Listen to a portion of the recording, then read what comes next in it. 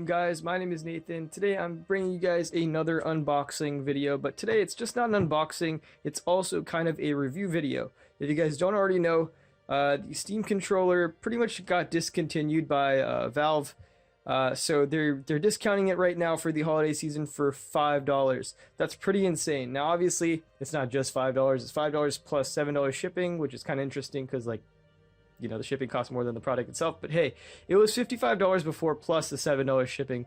So $5, I'm definitely going to pick it up. I actually picked up 6 of these things just to flip because, you know, the mentality of a game reseller, it just kind of trickles into here. So what I'm going to do is, I actually never had one of these controllers. Usually when I play on PC, I use mouse and keyboard, but when I do use a controller, I usually use my Xbox One controller because it seems to work the best. So obviously this doesn't have a traditional D-pad. It has like a little analog stick. It has like 2 track pads and stuff. So what I'm going to do is I'm going to unbox it first, and then I'm going to try it with a couple emulators. I'm going to try it with a couple Steam games that support the controller and give you guys my final thoughts. Now, surprisingly enough, the controller is actually still in stock. It's been in stock for about a week now, ever since it went on sale. But the case for the controller ran out of stock like the second day, which is really interesting. So the case ran out before the controller. So yeah, if you guys want to pick this up after watching this video, feel free. If it's still in stock, I'll leave the link in the description below, or you guys can just search a $5 Steam controller or whatnot. But anyways, let's have a look around the box and let's get right into it. So hopefully my camera focuses today, unlike it didn't last time. So here's a basic picture. We got one control stick, we got the Steam button and everything. Up top, what's included, we basically, okay, seriously, we're gonna do that again. All right, camera, we'll fight with you. So we have a USB little dongle looking thing, we have the wireless dongle, and we have some batteries, which is always nice that they include batteries. Down below we have some basic computer information. Surprisingly, I think this even works with Mac, because you guys can run boot camp and stuff like that. And here's a picture, here's another picture, if it'll want to focus, of the controller itself. So pretty nice. It's got little engravings. It's actually a really sturdy box. You know, I'm all for those sturdy boxes. So let's open this up, if it'll want to open. That's actually some really thick tape. So let's slide this right off, and there's some more tape. Let's put this right over here so it doesn't get in the way.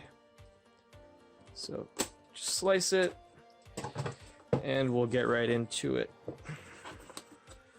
Actually, this is actually quite a bit more difficult than I thought. All right, how do you open this box? Tape's off. There we go. All right. Oh, my bad. All right, there we go. There is the controller itself. You see, when I saw these in videos and in pictures, I always thought, how the hell do you get your hands down in there? That's just odd. That's still odd to me. I don't see how that could be comfortable in any way, shape, or form. But we'll have a little look at that a little bit later. I like how the triggers are down there, though. So, anyways, here's the batteries. Here's a little dongle. Put that aside, and it looks like there's something underneath here. We have another little, what the hell is this? Something to do with USB. And a quick start guide of some sort, or multiple quick start guides. Product guide, we'll figure it out, and quick start guide. So the batteries actually go inside the little paddles. Interesting, interesting. Okay, all right, wait. So you can either stick it in the computer itself, or you could stick it through an extender dongle. What's the point? And then you start it up. Okay, that's really odd. I mean, I don't see what the point is of doing that, but okay. All right, so unboxing done. Let's put this back in there if it'll go in. So yeah, let's have a little bit of a deeper look at the controller. So here's a dongle, very nice. It's got like a little engraving. If it'll focus, there we go. There's like the little adapter. It didn't give me a cable, which is really odd. I thought, oh wait, actually. It says no cable. Okay, so it's not supposed to give me a cable. Anyways, so let's have a closer look at this controller. That is very odd.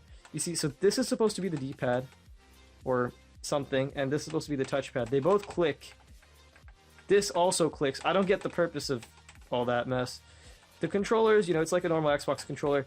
These I really do like. These feel like scuffs right there, because so you have these, and then you also have these programmable buttons, I assume, that you could probably program in game to do like jump shots if you guys are playing like Call of Duty or something, which I highly recommend you guys do not play Call of Duty on PC. It was meant for consoles. I don't know, it's hectic. I just can't do it unless it's zombies. But anyways, but yeah, so really odd shaped controller. You got like, I assume that's an on and off button or something. Anyway, so I'm gonna get the setup, and then we're gonna test it in a couple of games. So I'll see you guys in a bit.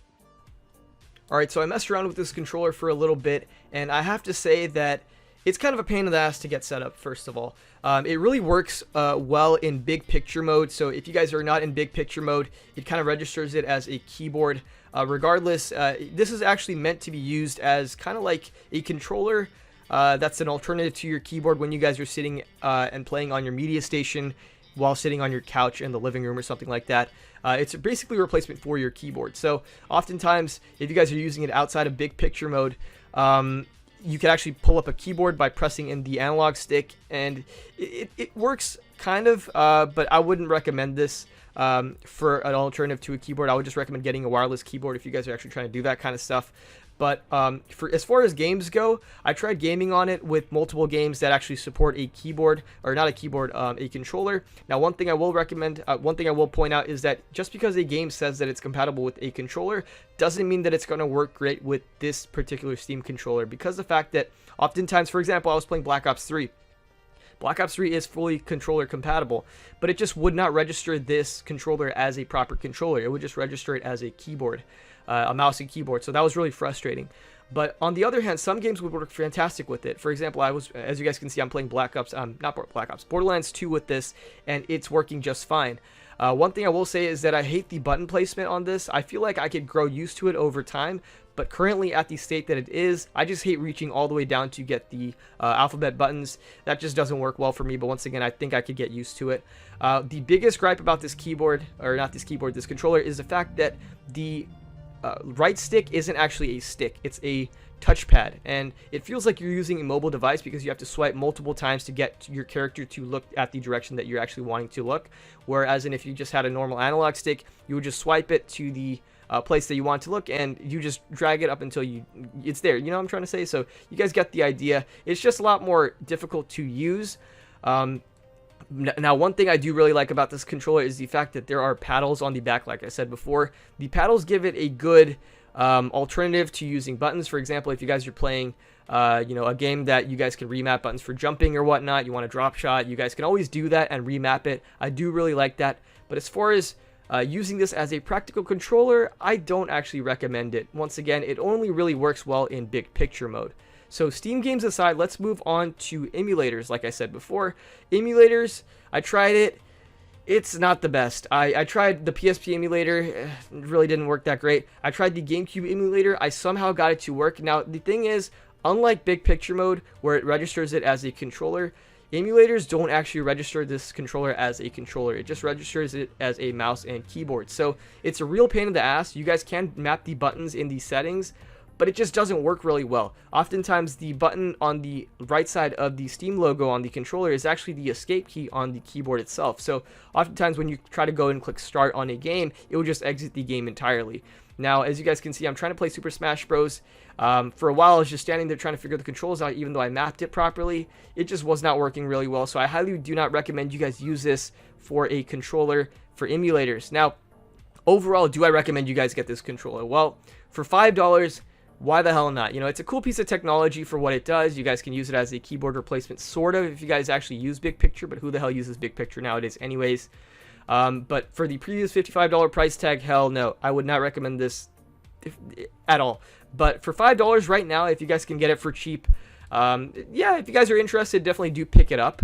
I mean, what is there to lose? And even if you guys don't end up liking it, you guys can always flip it down the line. These guys, these things are flipping pretty easily. So, yeah, I don't recommend you guys get this for more than $5. If you guys are trying to get this online after, like, for example, after this video goes up, if it's out of stock, just don't buy it, guys. It's not worth it.